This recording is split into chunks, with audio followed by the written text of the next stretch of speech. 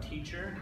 We're a platform for developing and offering validated learning. And our first big offering is a college degree for $1,000. This is an accredited college degree for $1,000. But let me back up a little bit. As you may know, the average cost for a college degree today in the United States is $120,000. Have you borrowed or know someone who's borrowed more than, say, $10,000 for education? Raise your hand. Pretty much everyone. And to add an emphasis to that, the average graduate leaves college with a bachelor's degree with $35,000 of debt. These are two staggering numbers. And to add insult, the trends don't look good either.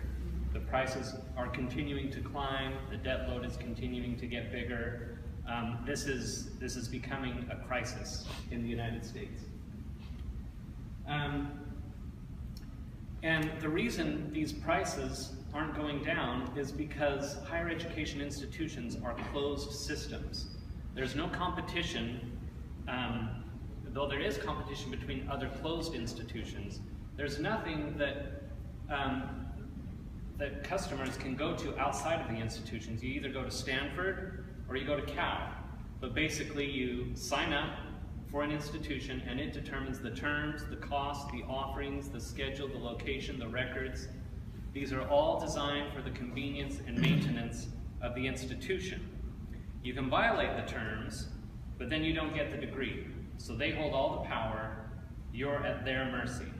Now, of course, you can learn outside of the institution, for example, on the job learning. But it won't count towards your degree unless you learn how and where they tell you to learn. It's a bit like a building inspector who will only approve your building if you bought it from him. Do you suppose there could be any conflict of interest in a scenario like that? But you may be saying, but wait, what about these MOOCs and open educational resources and iTunes University?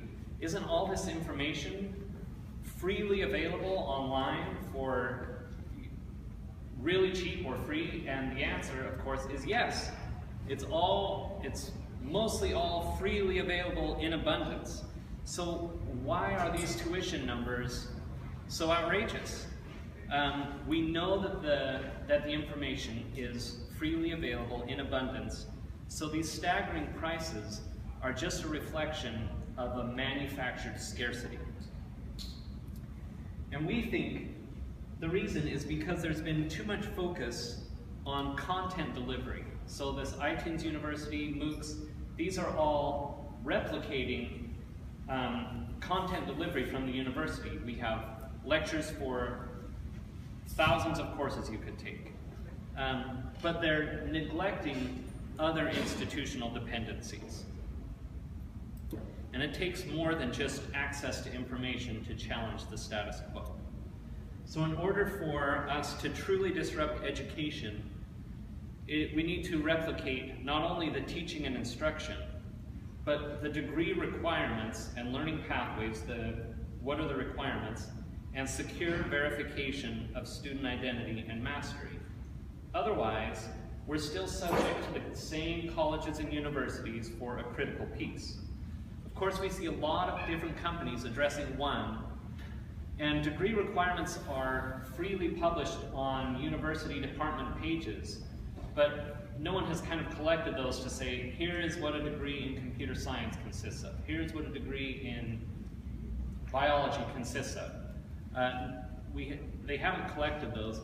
And number three, no one's really trying to replicate secure collection or verification of student identity and mastery.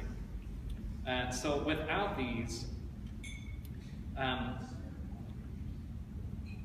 are all central, just as central to the traditional educational experience. And this neglect seems to us to account for why technology hasn't fundamentally disrupted education. Without two or three, it's still an open circuit only completed by returning to those same institutions.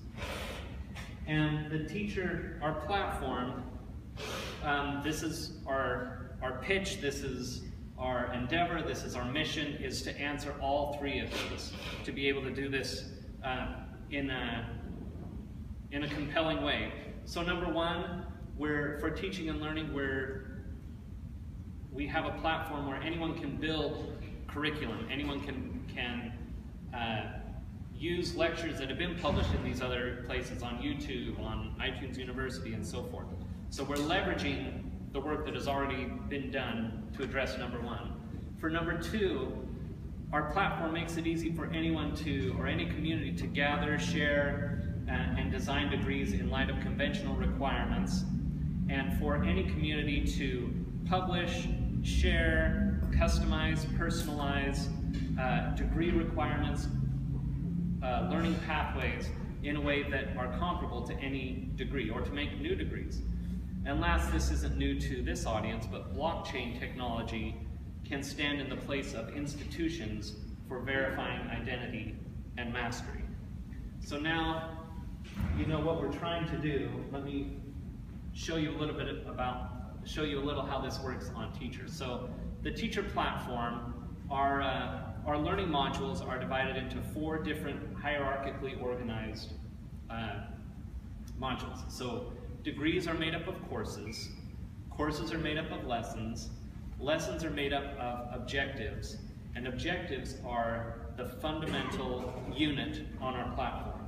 And an objective is a measurable learning event that we can say, okay, yes, this person has mastered this objective, or no, they have not.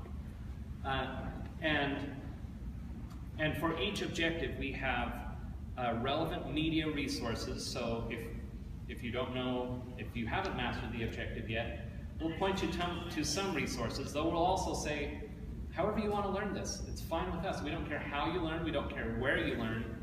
We're just going to validate that you have learned if you have in fact learned.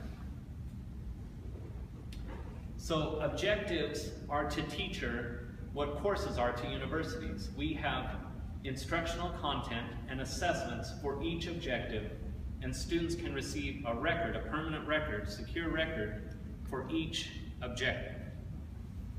And we think, and this gives us a lot more flexibility and a lot more robustness than what you would find in a university that can give you a transcript that will only list the courses you took. And of course, Biology 101 at University A versus Biology 101 at University B could be totally different, or even at the same university. Biology 101 taught by Professor X versus Professor Y could be totally different. So we don't really get an idea of what you have mastered. So this is our first degree. It's a philosophy degree, and this is what it looks like. You get on and you can see there's a short description. We also have an intro video that kind of goes through, here's what to expect from the degree, here's the kind of coursework we'll be offering. And then you open up into the courses. This is a course on Intro to Philosophy. You can see there are course goals, and I'm going to go into this third lesson, Intro, I Think, Therefore I Am. Anyone know the person who said that? Okay, good. Okay, so we can go into this lesson, and we see in this lesson that there are 2 objectives. One is summarize Descartes' argument that concludes with the claim, I think, therefore I am, and the other, explain why Descartes is considered by many to be the father of modern philosophy. So if we go into these objectives now, we can see here's some resources that will, so this is the first one, summarize Descartes' argument, and we have, here's a YouTube video that will help someone who is unfamiliar with this argument, introduce them to the argument and help them understand what it is. Other resources is a page from Philosophy Pages, just going over this argument, and we also, can't show it here, but have the original text from Descartes' Meditations where he goes through this argument. So we have resources, media resources to help someone master this. Though again, we don't care where you learn. You could learn it from your buddy. You could learn it from a Descartes meetup you organize. We don't care where you learn. We're just going to help you validate that. So again, degrees are made up of courses. Courses are made up of lessons. Lessons have objectives, and objectives include relevant media and assessments tied to those specific objectives. So we know you have mastered that, or we have a good idea that you've mastered that objective. So now let me get into, so that's the structure. Now let me get into the different types of assessments we have. We have, as the slide shows, 3 types of assessments: a self-assessment, computer-scored assessment, and an expert-validated assessment. So if we go into this lesson with these 2 objectives, you'll notice that the circles are white. See those there? And that just means, okay, this objective, we haven't done anything with this objective. And I can start by saying, well, I just know that I have mastered this objective. I don't need anyone else to tell me. I don't need to prove it to anyone. I can just say, yeah, I've mastered these. And I can, if I click on these, this is me just saying, yeah, I have self-assessed mastery of these objectives and can turn this blue. Now, it may not mean anything to anyone else, but it's meaningful to me to say, yes, I've mastered this. And if I have a whole bunch of objectives like that, it can be comforting and reassuring for me to say, yes, I have mastered these objectives. But then, to give it a little more legitimacy, I can now take a computer-scored test.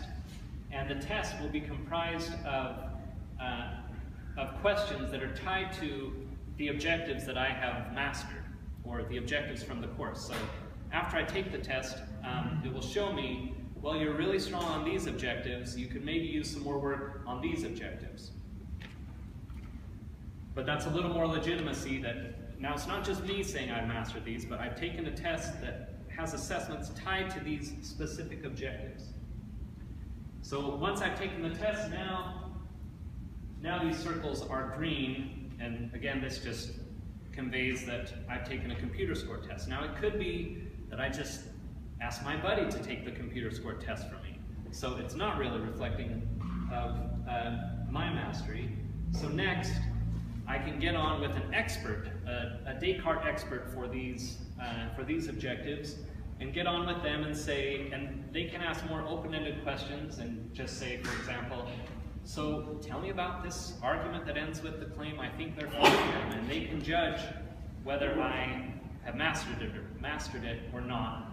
And think back to your college experience. When did you ever get this kind of detailed attention and verification of what you have mastered? I'd be really surprised if anyone could say that they had any kind of anything approaching this. You may have an overall interview with a professor that could say, that may approach something like this, but where we can get into each specific objective and verify that you have learned it, this is substantial. And we're seeing this from the expert's view, where they can say, yes, this person has mastered this objective.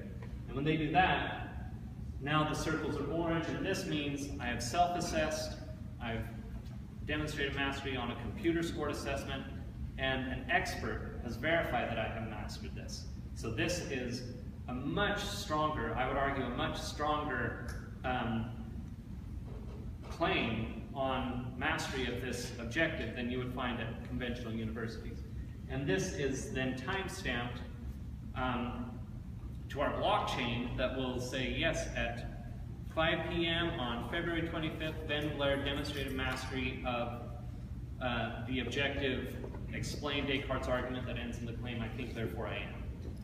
And then I can compile that with any of my other objectives that I have mastered, and that becomes part of my permanent, secure record written to the blockchain, and this record is now more secure, more robust, more flexible than what I would get at a conventional university. And we think there are lots of uses for anyone who wants to help contribute to verified learning or do their own learning and get their learning verified, no matter where they come into the scene or what they want to demonstrate. We have a place for them. So that is Teachur, and that's what we've got.